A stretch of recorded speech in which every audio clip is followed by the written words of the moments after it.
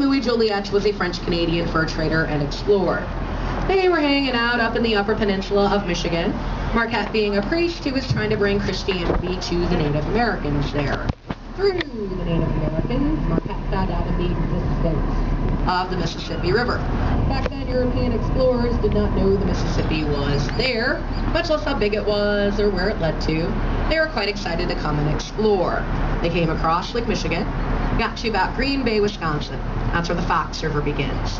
Fox River leads into the Wisconsin River, which in turn leads into the Mississippi, and they were happily on their way until they got about 400 miles north of the Gulf of Mexico. That's when they started noticing that Native Americans down south had all acquired trinkets and wares from Spain.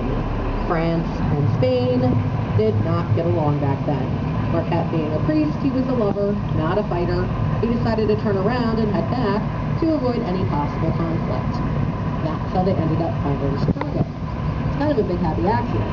On their way back up the Mississippi, they got to about the mouth of the Illinois River. A very helpful Potawatomi there said, hey, there's a shortcut back to the lake. Come follow us. They got on the Illinois River, which leads into the Des Plaines River, which in turn leads into the Chicago River that we're all on right now, and voila. Hey, ended up here. Marquette thought that this would be a great place to put a settlement. France said they were busy with other things at the time. They had a revolution or something going on. So things didn't really start happening here settlement-wise until the 1800s. 1803, we had the Louisiana Purchase. That added a lot of land area to the newly formed United States. The government decided to put Fort Dearborn here in Chicago as the westernmost fort at that point to protect us from the wilderness and beyond.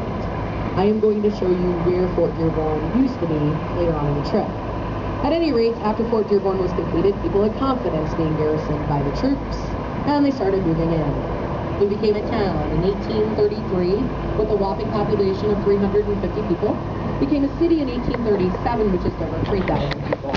Today there's about 2.8 million people in Chicago, and about 9.8 million if you count the surrounding suburbs. That's pretty much where we are population-wise these days. So we're going to go underneath a lot of bridges. First bridge ahead of us is the Lakeshore Drive Bridge. There used to be a guy that lived underneath it. Oh yeah. Back in 2004, Richard Dorsey figured out a way to crawl up into the inner steel framework inside of those walls, so he's hidden away from everybody, tapped into the city's electrical supply that runs to the bridge houses. So underneath that bridge had himself a television, a microwave, and a Sony PlayStation. All the comforts of home. What happened was one of his friends was a horrible person and tried to rob a convenience store. Rather than get thrown in jail for armed robbery, he told on Richard Dorsey, now there's no more people underneath that bridge. It's pretty much the end of that story. I do not have a segue for that one. So the first two buildings I would like to show you today are going to be up ahead of us and off to the left. Let's start you guys out with a focal point here. Up ahead to the left on the roadway, you'll see a really bright orange construction sign. Once you find the really bright orange construction sign, when you look directly above it, hey, wow, there's a building that's under construction. Once you find the building that's under construction, all you have to do is look slightly to its left and up. See a tall building with shiny blue windows and white, undulating, curvy balconies coming off of each floor. That's the new Aqua by Jeannie Gang. It's 82 stories tall. Has the largest outdoor pool and sun deck in Chicago. Each of those white, curvy balconies was put on with the help of GPS because they're all uniquely shaped from one another. They wanted to make sure they got the desired visual effect they're going for. To me, it's like a cascading waterfall. We'll see the Aqua on the way back from a different angle. Tell you more about it then. To the left and behind the Aqua is a tall white building with dark vertical stripes all the way up and down. That's the 83-story Aon Center built in 1973 by Edward Durrell Stone. Aon is Chicago's third tallest building at 1,136 feet. Originally, Aon was the world's tallest marble-clad building. No longer holds that title because it's no longer carpeted marble. They discovered after its completion the beautiful white Carrara marble they originally faced that building with was buckling and cracking because of Chicago's harsh winters. Took all the marble off and replaced it with granite from North Carolina. The whole process cost them $80 million, which is almost as much as it cost to complete the building in the first place. Big whoops on that one.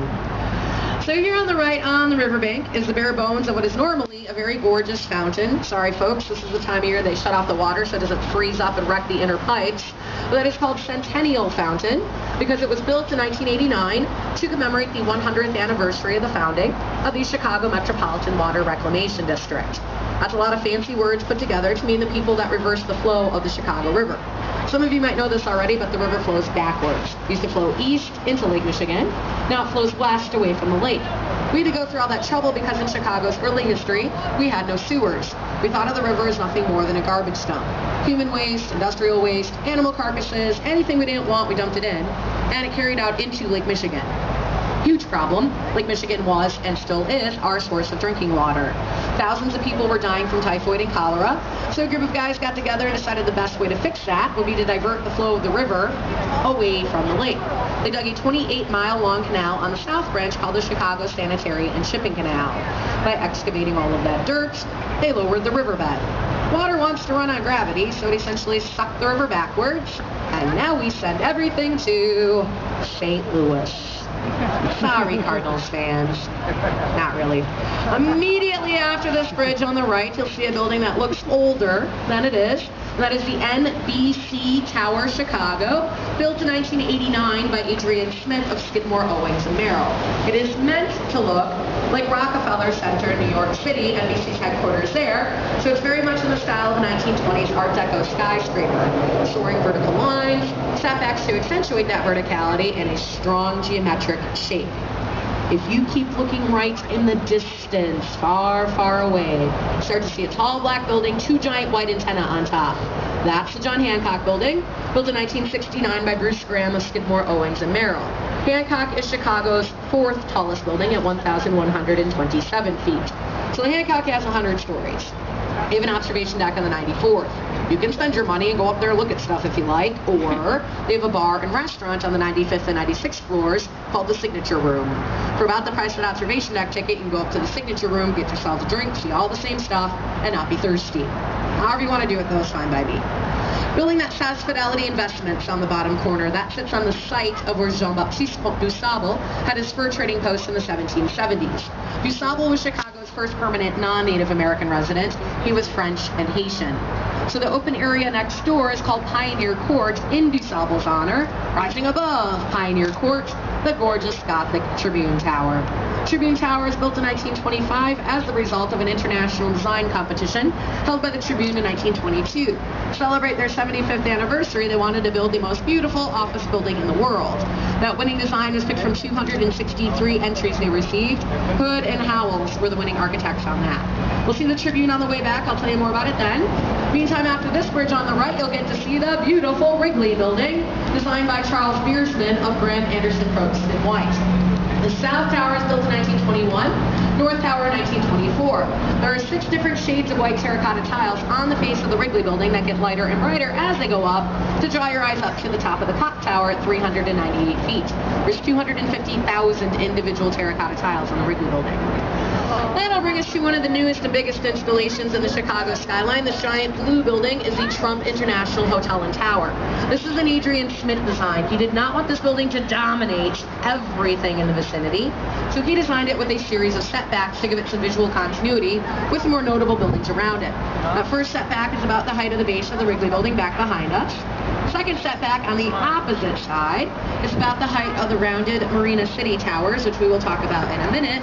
And the third setback is about the height of the former IBM building, which is the black glass and steel building coming up next door to Trump on the right.